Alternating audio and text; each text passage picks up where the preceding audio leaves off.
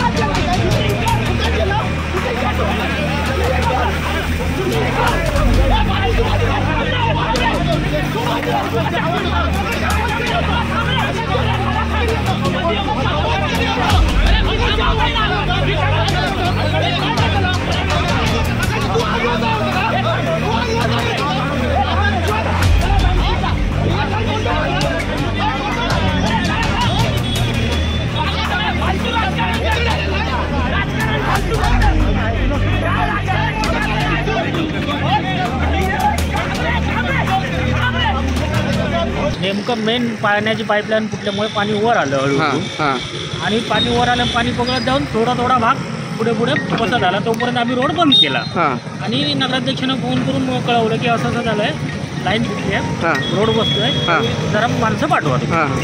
ताबडतोब नगरपंचायतचे माणसं आणि JCB वगैरे आला आणि काम चालू केलं। काही वाद JCB आल्यावर काही जणांनी राजकीय दृष्टिकोनी काम थांबवण्याचा प्रयत्न केला गेला, JCB लावू नको, पण कंडिशन अशी होती रोड बसत झाला, मग JCB लावणं गरजेचं होतं, मग JCB लावून मग काम चालू केलं।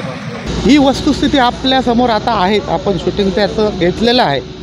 ही पाईपलाईन ही मुख्य शिवाजीनगर टाकीला जाते आणि ह्या टाकीतून कणकवलीच्या बहुतांशी भागाला पाणीची सोय होते, म्हणजे पुरवठा केला जातो।